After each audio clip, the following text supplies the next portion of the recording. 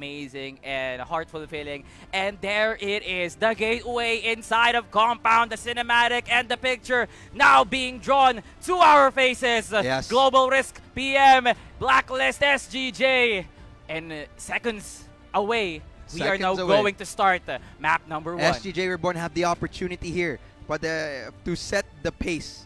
Alam nila pang kung ano ba yung pwede ba silang magsimula ng mabilisan, mabagalan, passive play ba sila, agresibo ba ang gusto nilang gawin. Ito, that's the good thing coming out from the Blacklist side. As opposed to the Global Risk, alam natin sa team ng Pacific Macta, mas mataas ang kanilang statistics pagdating sa Pacific Global Risk side. There. And ito na nga. It is R2G.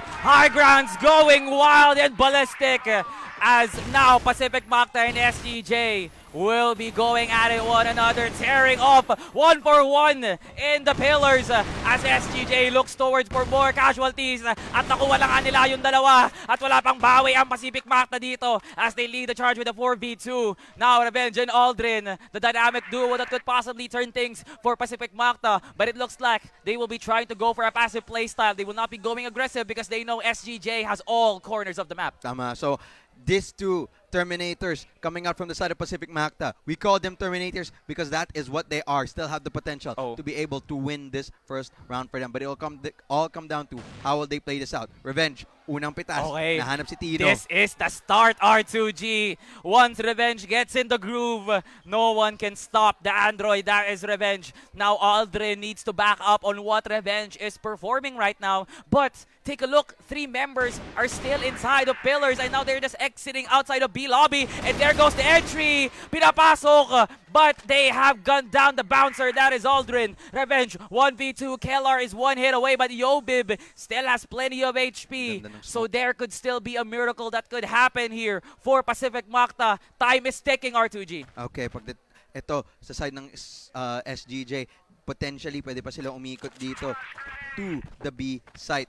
But Revenge, thinking himself, baka pumunta sila ng A, but it's not the right call. Galing sa side ng Pacific Macta kasi tingnan mo ba naman, B-Boy and Keller, naghihintay lamang ng potential rotate coming out from Revenge, and there it is. That's the rotate. SGJ should strike when the iron's hot. Pwede na sila pumasok ngayon. And tingnan mo ba naman? Is Revenge just baiting in SGJ? They literally have SGJ on the palm of their hands. Revenge, the Filipino sniper, doubted as one of the greatest. Can you give PM the win that they need, or SGJ can triumph over as they strike first in this one? 1v2. 30 seconds. This is a dangerous spot for Revenge. No utils whatsoever. All he has to work around is the intel on where KLR and Yobib is. Pumasok. Pumuelo. Tingin sa likod. Walang mata sa likod si Revenge. He gets gunned down by KLR. Now SGJ strikes first. First blood galing nga sa side ng Blacklist. Stretching it out. Alam nila na kailangan nila lumaban ng pillars ng maaga. Hindi sila ang nagwagi, nagtagumpay doon sa labanan na yan. Mukhang yan ulit ang plano para sa dalawang team na to. It's the pillars aggression, the pillars fight. SGJ nakaamoy ng Pacific Macta na nag-hold dyan. Back away. Try to use the information. Pumunta sa ibang site. A long is now the objective for the team of SGJ. Grenades thrown. Okay. Now finally, SGJ na tauhan na sila talaga para pumunta ng long A, no? And there's still no urgency for Pacific Macta to back it up. So they really want to defend B side at all costs. Revenge now gets the kill onto Yobib. They started off good for Pacific Macta. Pacific Macta now. Numbers advantage. I believe SGJ playing just a bit too slow there on the push. Still there. How in the world is Pacific Macta still in that spot? It's all dependent dito sa anchor ni Revenge. Si Revenge ang number 1 person na go-hold dito ng A-Long. This is a very unusual setup. We usually don't see this from any of the teams na lumalaban dito. ZYK pala ang naiwan dyan sa A-Long, holding it out. Has the potential to stop this push right on its track. Pero Tino will have to land this shot dyan kay ZYK. Tama ka That's nga, very passive nice. siya. Sobrang passive. But ZYK needs to be careful. He could possibly be double picking this one and make it 3. And ZYK lands him down. Luminya kayo. Ayan yung kapalaran nyo. ZYK sets it down for PM. 2. Harang, dalawa pa yung harang para sa Macta para tapusin na to. And Tino gets gunned down by Justin. And IBL, the lone member for SGJ. The most passive game style we have ever seen. But patience is indeed a virtue. R2G, 20 seconds in IBL. Unti-unting napipitas. Wala na siyang buhay dito. And Justin with a peek. Pacific Macta evens it out 1-1. Pacific Macta, Rumes back na din dito sa first half natin. And now, SGJ, maganda sana ang kinuha nilang impormasyon. However, it was just a bit too slow at nabigla sila sa peak ni ZYK. An absolutely tremendous play. Tremendous setup na pinakita ng Pacific Macta. Ang tanong ngayon, will they repeat it? Mukhang hindi. Iba naman ngayon, making sure SGJ hindi makakuha ng basa sa kanila. Sniper holding out dito. Revenge making sure walang papasok dito galing sa mid. Kung may smoke man, it will be a piece of utility na kailangan gamitin ng SGJ para makadaan dito sa mid area.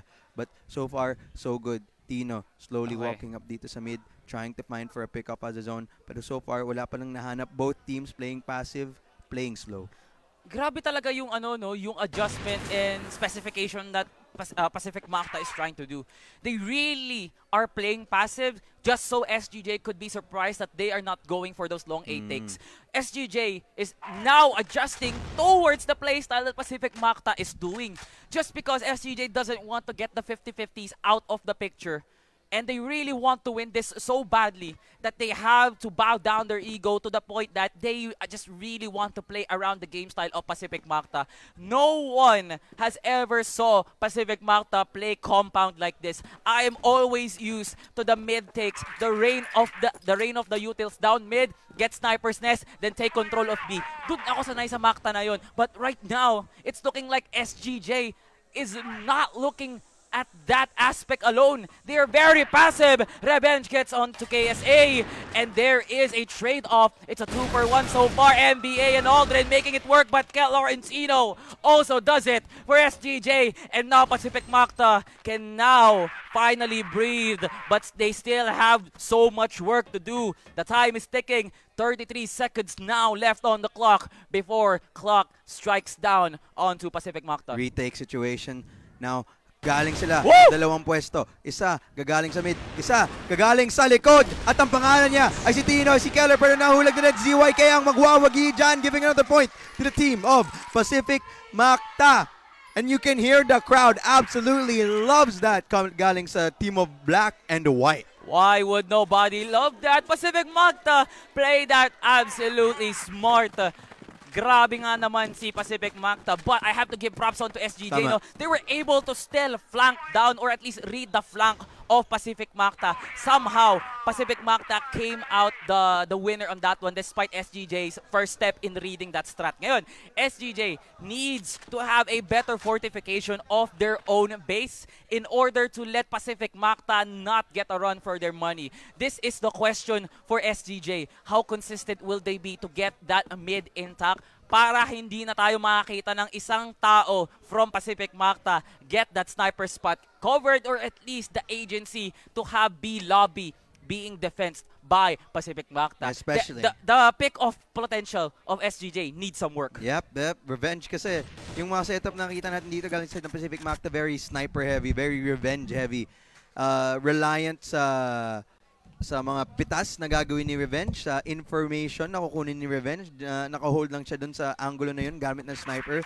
And that's very vital for the team of Pacific Macta. If SGJ somehow finds a way to shut that down, they could potentially find more openings dito sa first half natin. Since sila yung blacklist smoke, tinapon na. Aldrin susunod ng naka-bodyguard para kay Revenge. We've seen this duo time and time again. And alam natin, we call them yung dalawang Terminator. Palagi silang magkasama ngayon. So you need to get past that TI 800 or ano ba naman yung tawag ng Android. So, Aldrin, No. mukhang gusto Oh, mag-agresibo Aldrin, dito.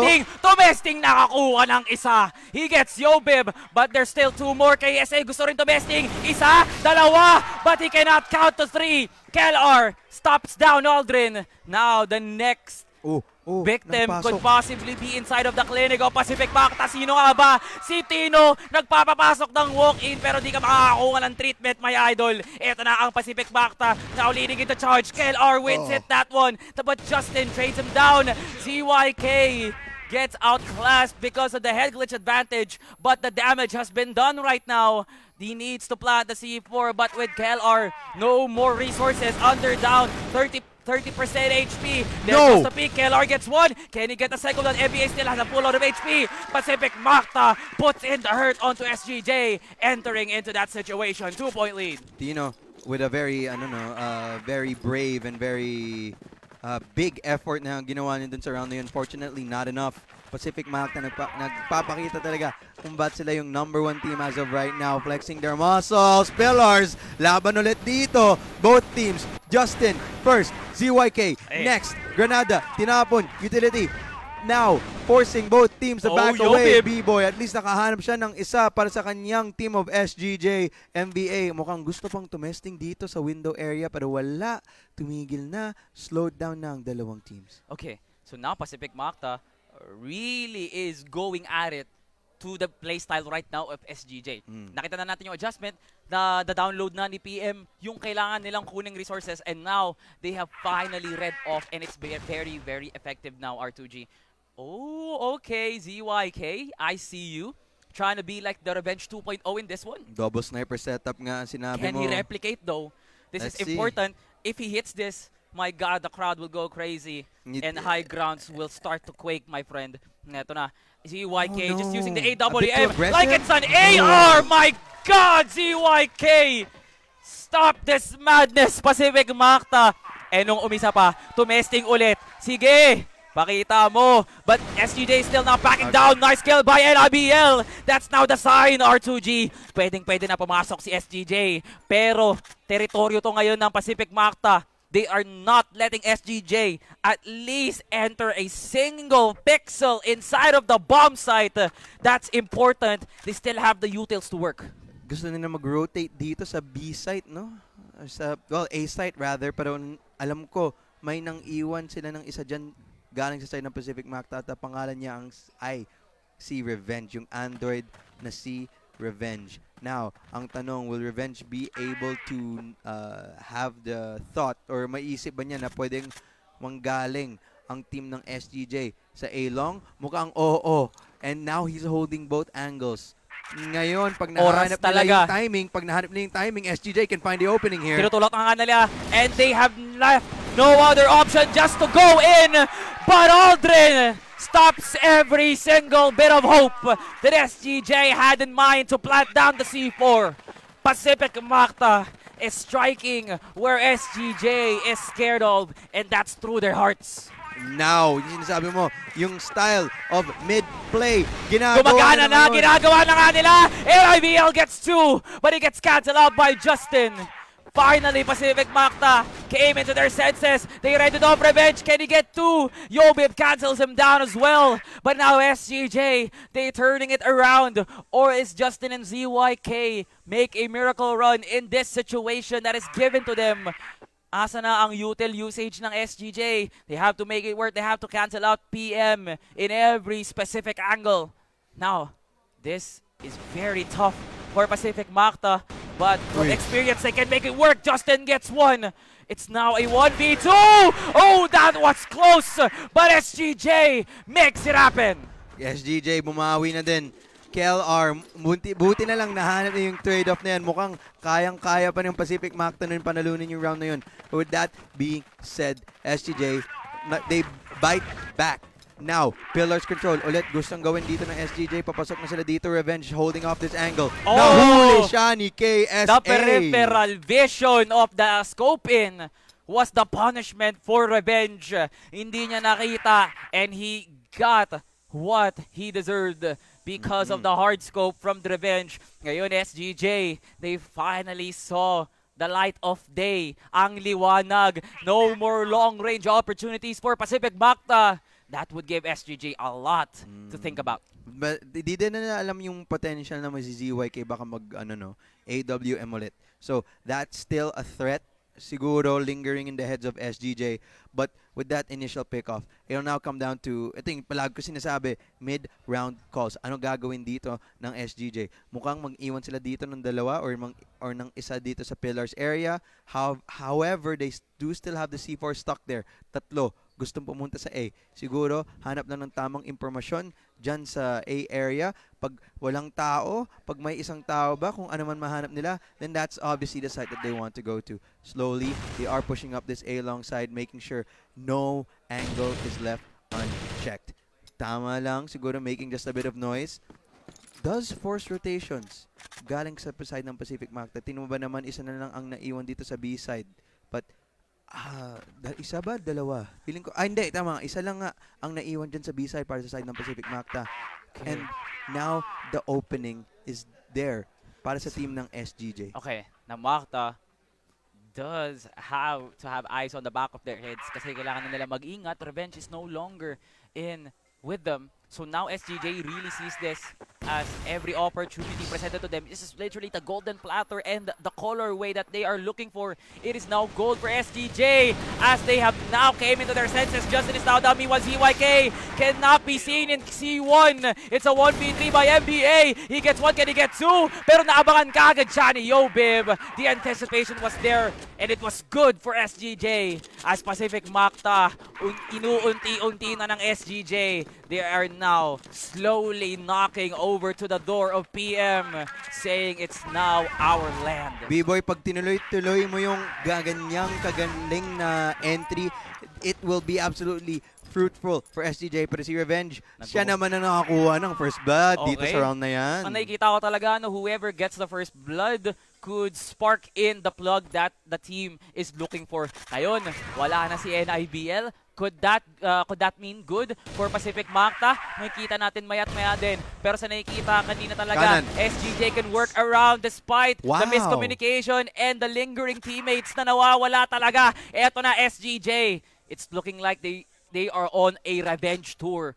Not letting Pacific Macta move in this certain situation. Ngayon, magkakatalpakan na talaga kung nasa ang lokasyon man si Aldrin at KSA. It's literally a standoff in the making. Aldrin just needs to poke out of the box. At least call in the location on where he is. And Pacific Macta could still win this out. Pero for SGJ, they really are controlling this site na parang sila dapat yung namumuno sa larong to. But Revenge. It's a really struggle for SGJ because Revenge and ZYK is just right over there. Every member of Pacific Macta has been efficient, but SGJ, their leniency and urgency is really right at the top right now. So kailangan nila mag-ingat with 55 on the clock. Patience yung pinapakita dito ng SGJ. I love their mid-round calls. Very, very different sa pinapakita nila last time around. Very patient, making sure that they don't fumble in this mid-round 3-on-3 situation. May basa ba na alam ba nila na nandito yung tatlong member ng Pacific Macta nag-hold, and they will now. Aldrin nakahanap din ng isa. Oh my God! Nakatatlo! Kadiri, that was absolutely disgusting, Aldrin. Disrespectful gameplay by Aldrin. What a ridiculous flick. Under 30% HP. That had to be like a bad turn for SGJ. Pillars ulit. Pillars ulit. Laban lang. Sinong una makahanap ng pitas dito? It's all gonna come down to disrespect the smoke, SGJ. Tingnan niyo ang mangyayari. Pacific Macta, i-Jose Rizal kayo kasi yan ang firing squad na binibigay nila sa'yo. Now, SGJ, talagang napitas na. And they no longer have the resources to work with. Yobib is down. The lone member that could have saved SGJ, but NIBL is picking up the slack. Revenge is now down. That's a good side for SGJ. It's looking like there is going to be a rotation coming in from SGJ. Pacific Macta has a 3-member group up inside of compound. And now Justin takes down Tino. This is really nice for Pacific Macta so far as they have now forced NIBL up against the wall with no room to move around. PM just one hit away, and Aldrin taps him into the head, says, good boy, it's time to rest. And IBL is down. Pacific Macta switches in. Ito masabi ko, at least the 6-3 scoreline, hindi siya katapusan ng mundo para sa team ng SGJ, no? They have the potential to take this back kasi alam naman natin dito based off statistics, global risk-sided tong mapang tong compound. So, if SGJ, kung nahahanap ba nila ang tamang depensa, it will be much easier for them. Now, Pacific Macta, how will they be able to read the setup of SGJ here? They are going for a 2-1-2 setup. May isa dito nakabantay sa mid per dalawang nakabantay dito sa door galing sa pillar. Holding it out. Okay. C4 mukhang gustong pumunta dito sa B area, B pillar, but dalawa ang nakabantay dito. Tino at sino ba yan? Si Tino? Tatlo na sila actually. So now it's going to be a 3-on-3 Mexican standoff dito sa B. And it's going to be close. Damn. Kailangan naman kung sino ang unang si Tino ang huli una. ka ZYK. SGJ testing na. Justin babawi kagad. 1-for-1. Eto na, tingnan mo sa... Oh my God, NBA! No one in the right mind would pick that God box. Now Yobib takes down NBA. Nagkakaalitan lang ng pangalan dito, R2G. As PM and SGJ has now faced a very familiar situation. A 3v3 with the C4 on the line. Waiting for that prime seconds to tick bago tayo magkaroon ng tanim ng C4. Now SGJ, they need to have a control of this site. Pacific Macta, nakalusot na. Nandyan na sila sa A site. Free. Niloko na. Walang tao na nakabantay. Kinornado ng Macta ang SGJ. Ang galing naman ni Insan. Ayan, minekos-mekos yung SGJ. Aldrin gets two. Once again, cannot stop a single inch. Aldrin, another 3K on the bag.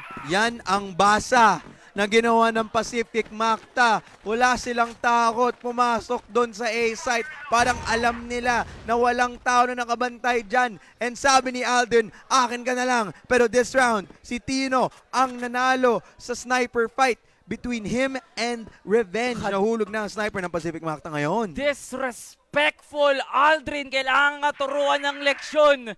Nobody does that to SGJ. But it happened. Madaming beses na actually na nangyari yan eh. It happened the first time. Pero naulit. Fool me once, shame on you.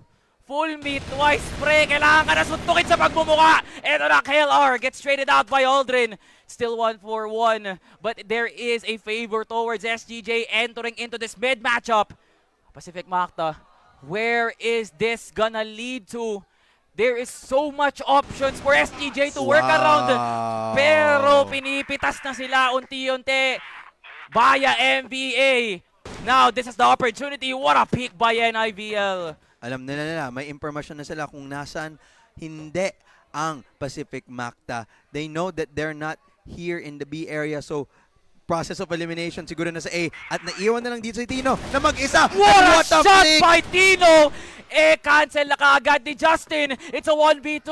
C4 still yet to be planted. But the seeds are now intact for Pacific Macta's clutch angle. Where is SGJ gonna entry? Okay, gusto nila sa may bandang likod. Now, and this is very, very situational. Justin tried to take his chances. Sinasayawan lang yung pillars. He doesn't reach out. So is he just baiting in NIVL to force a 1v1 and then plant the C4? Or he's just going aggressive on it? Because NIVL is down to his last legs. 30 seconds left on the clock. It's a 4-point lead by Pacific Macta. This would be good for them. But KSA says, no, kami naman na magsusulat ng aming kwento. SGJ crawling just so they could lead back the charge that they once had. Ganda sana ng idea na ginawa din ni Justin na mag-repick ulit dun sa ilalim ng 2F. Pero unfortunately, basang-basa yun ni KSA. Ngayon, Revenge, naghanap muli ng labanan dito sa mid gamit ng kanyang sniper. Pero malalaman ba nila na agresibo na si NIVL? Nakapwesto na sa boxes? Mukhang Justin nakahanap kay NIVL dyan. Unang-unang dito sa maagang part ng round na to. Kung may bagay na pinakita itong larong to, R2G, if someone gets the first blood, they usually go aggressive, then they turn the tide of the game. Ngayon, Pacific Macta, they got NIVL, but that's not the one that they were looking for. Mostly, it would be Yobib and Tino. But at least, may nakuha sila, pampalubag loob lang talaga si NIBL. In this situation, they have now forced at least one fruit out of the tree para at least hindi effective yung magiging setup ng SGJ patungo sa depensa na pwede nilang ipakita. Now, Pacific Macta, what are the chances and what are the odds that they could possibly take down Tino to ante up the odds para talaga makuha nila yung site na gusto nila? Maganda ang ginawa dito ng Pacific Macta. Siguro nakakakuha sila ng impormasyon na may tao dyan sa B. And they are grouping here sa A into a potential split. Muntik pa makahanap ng pitas dyan si Devin. Isang alikabok lang talaga. Tapos di pa pinagbigyan. Now, meanwhile, Kellar gets a pick-off and NBA trades it down. Yung oras, inuunti-unti, and Revenge literally puts in his IGN into the tour that he's putting out. NBA, KSA now battles it out with NBA scoring a headshot. Yobib in a familiar situation once again. What? Oh my God! Presan pagawa yung Kevlar mo! Oy! Krebej gets gunned down, but Aldrin from the backside is gonna finish it off as Pacific Macta a strong 4-point lead. B-Boy, may onting chance doon para ibalik yon para sa team ng SGJ. Para buti nilang Pacific Macta. Hindi nila pinalipas yon. Ano nga ang gawang Kevlar at ano ni NBA? Napakalupit. Okay, sniper battle, mid-area. Wala pang nahanap. Window control kinuha ng Pacific Macta. Very, very important coming out from these teams. Feeling ko sa side ng SGJ, if they don't try to find any, kahit papano, kahit onting aggression, especially dun sa B pillars area, they won't be able to get that information of the side of SGJ. Pero Tino, may holding it out. pangarap talaga, no? Oo eh. Pagpatuloy mo lang yan, magbubunga din yan lahat, kaibigan. Sige, diyan ka lang, antayin mo sila, Tino. That would give so much opportunities for SGJ. Parang ganyan, di ba? Pero Revenge. Parang ganyan, pero binawian kagad ni Revenge. But all is worth it for SGJ. Kailangan na nilang kumilos para makahanap ng pambawi. At least, make the death of Tino worth it. Tingnan mo ba naman, ang deep na ng dalawang members ng Pacific Macta dito. NBA nakalusot na. Palapit dito sa spawn ng SGJ. Baka pwede silang malason nito ni NBA. Tingnan mo ba naman saan siya nakapwesto? Oh! CYK nga. SGJ nangunguna sa kill feed ngayon. Pero yung oras, tingnan natin kung magiging pabor ba to para sa SGJ. They really have the man advantage. It looks like Pacific Macta will be trying to force something. Ito na yung last ditch effort nila para mapunta sa kanila yung laro. But SGJ, they really have total control of this one. What? They cannot let Pacific Macta move. But Aldrin is now inside of the site. No one is looking at Aldrin. And there goes NIBL taking down CYK. It's now a 1v2. And finally, SGJ finishes off the retake as SGJ. Grabe, they're still crawling R2G. And now, SGJ, possibly the round that they wanted to even up the momentum. Lumalaban pa din. 8-5 na ngayon ang scoreline. SGJ Ramirez back pa. Now, they are going to have to switch it up, Pacific Macta. Mid-area. This is more aggressive coming out from them. And SGJ, kakasabi ko lang last round, mag-agresibo sila sa pillars. That is exactly what they do. However, Pacific Macta, mukhang may impormasyon sila. Nandito ang mga miyembro ng SGJ. What will they do with it? Mukhang gustong labanin to. Galing sa side ni ZYK, pero mag-isa lang siya sa apat na membro. Oh, ZYK! Hindi pa mapabor sa kanya si Oras ngayon. Because ZYK gets gunned down early. That was a big pick-off though. The response from Pacific Macta. Ayan na, apat na tao sa mid.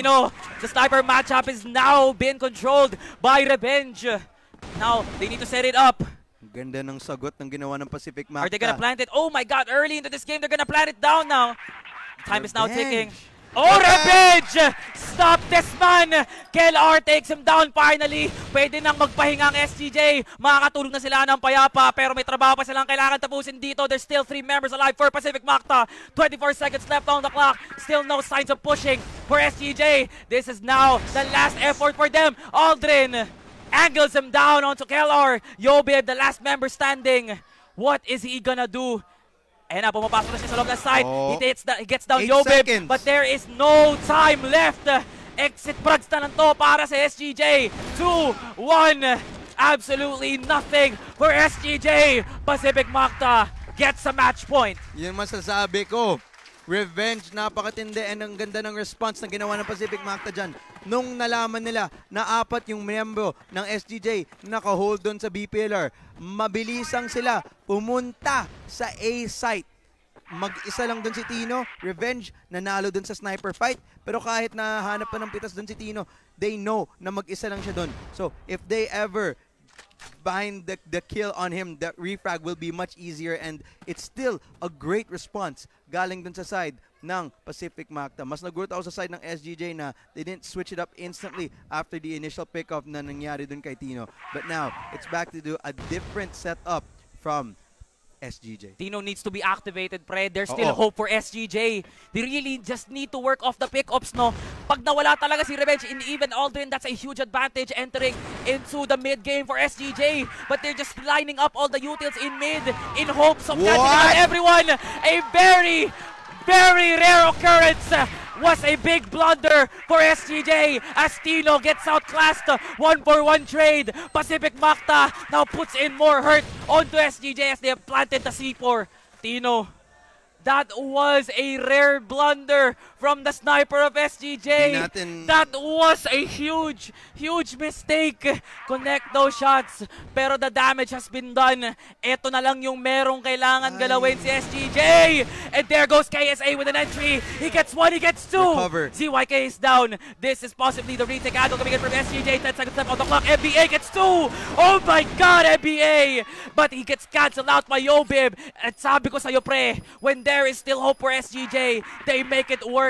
What a comeback and a retake from SGJ. Maganda ang recovery na ginawa ng SGJ, especially coming out from that retake because of that missed shot na nakita natin galing dun kay Tino. Ayaw mo yun makita pag ikaw yung sniper player ng isang professional team. Buti na ibalik pa nila. Buti na lang nabalik na sila or that will eat him up inside. But now, Tino, may chance pang pwedeng bumawi dito sa mapang to.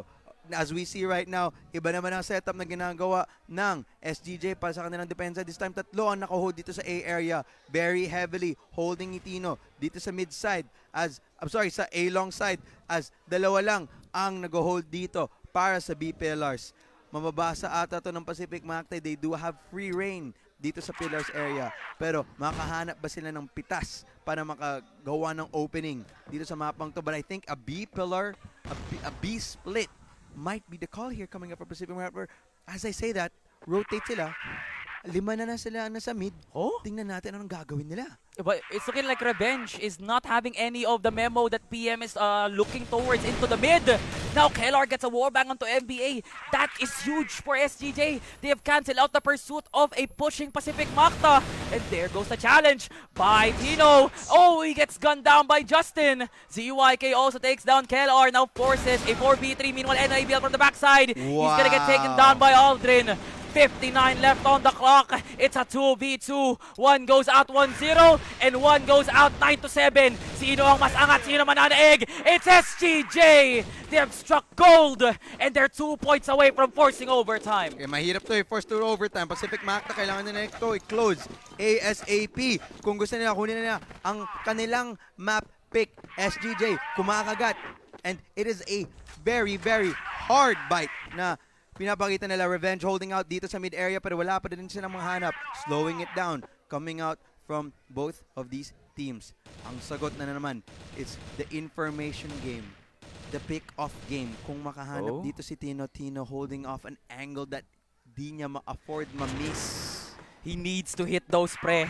If SGJ really wants to send a message in this tournament, they have to complete this. But in order to do that, they need to have extra force. Because they are 2 points away from forcing overtime. That is a very stacked odds for SGJ. But for PM, they just really need to clean out all the mess that they once had. They all had. Yun. Revenge gets spotted out. Pero di pa rin siya matinag. Nandoon pa rin siya. Si Revenge. Justin! KSA wins that one. He gets 2. It's looking like SGJ have finally reborn. And it's looking like Pacific Macta bumabawi din sila. They struck 2, but Pacific Macta struck more when they got 3. It's a 3v2. It's now a 1v3. Unti-unti na umaangat ang Pacific Macta at uupo pa rin ang mga hari ng larong to as Pacific Macta 1-0. 1-0 Pacific Macta, absolutely taking it on their map pick, which is a great start for this team. However, second map as we go to this Black Widow side, SGJ kumakagat. Potential to take up the second map, and it is an impressive play galing ang Pacific Macta. Feeling ko sa side ng SGJ a bit too slow in their responses, a bit too slow. They take a while once they get information, masyadong mabagal ng onte. But if I feel like if they speed it up just a little bit, may potential pa sila makahanap din ng mga openings, especially kung sila ay nasa Black Widow side. But with that being said, Pacific Macta, kung may isang mali, they will take advantage of it. And with that being said, I just want to point out a player like Aldrin dun sa mapang yan. Ibang klase Doing na talaga. janitorial duty, my friend. Ito, But let's give props to Ibang klase. SGJ eh. They just really had to work on the tempo and pacing of that game in order to put Pacific Macta in a chokehold. Tama na yung formula. Tama na. The Tama execution was just a tad bit better on the side of Pacific Macta. A bit too late din. The guys, reactions ng was SGJ. right there. Very appropriate naman eh. Tama. But, with that being said, SGJ, kung nahanap nila yung mga maliliit na mali, Yeah. kasi napakaliit lang naman yung ginagawa nilang malit dito sa first map natin. Kung nahanap nila yung maliliit na mali na yun at tamang timing lang sila, map 2 can very much come back to their way. However, this is Black Widow. This is mapa ng Pinas. And if there is this team, they want their best to equalize the numbers with this map. Because, totoo lang, in this map, anyone can take it. But however, if Tino does not show up, yung sniper player galing side ng SGJ, in trouble sila. Kasi if you need to win sniper battles in a map like Black Widow. Black Widow, it's a sniper map. So totoo lang eh. Kasi you have A-long, you have the middle, you have even double doors. B. Double doors, You have diba? double doors, man. And this is not the prime spot for Tino and Revenge to actually tear one another, man. Tama. And from what we saw, Tino was not Tino got really the- activated just Yeah. yet. And eto na yung tour na kailangan Tama. ni Tino to just put an end into the debate on who is indeed the better sniper. It's still onto the narrative that Revenge is indeed, but Tino could make up for everything that is being told on who is the best sniper. Yep. Nakita tayo ng at least a glimpse on what Tino can offer for SGJ.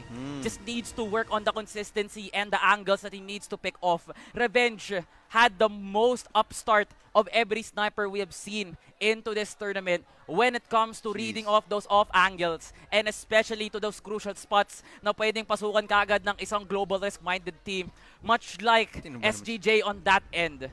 So now the question is still right there. Oh my Can God.